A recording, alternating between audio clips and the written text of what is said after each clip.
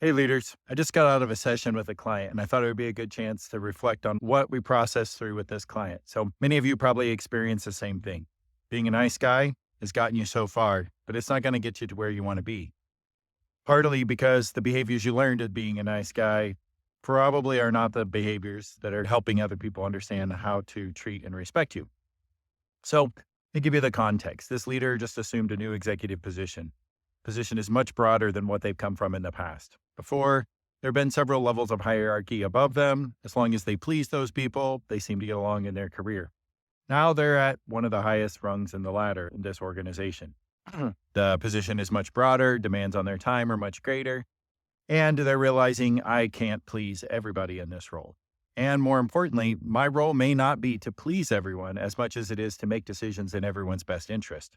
Sometimes those people won't see those decisions in their best interest and will not be pleased in the moment, but for the long term and the bigger picture, perhaps.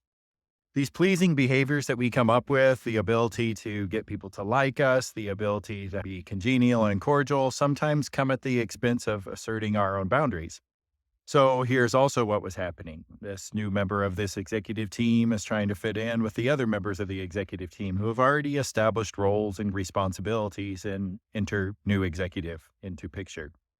As you might imagine, any change in role, any change in leadership requires a new shifting of boundaries and delineation of who does what. One of the well-meaning other executives is kind of making decisions, maybe even steamrolling a little bit, taking over some of the responsibilities of this new executive. And all the while, this new executive is just letting their boundaries down and not saying anything and not voicing their opinion. And they come to the session today then frustrated and concerned because this other person is trying to take over.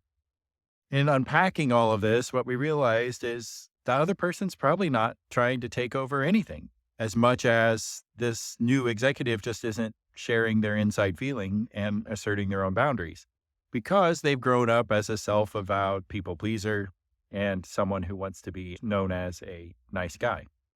And so as we unpack that and we work through it, it really just requires us not to be a jerk and not to be overly rude, but just to speak up for when we feel like our boundaries are being violated. Because here's the principle that we landed on today that you can hold true to. What you tolerate is teaching people how to treat you. And the longer that goes along, the more they get an expectation that this is acceptable to treat you this way.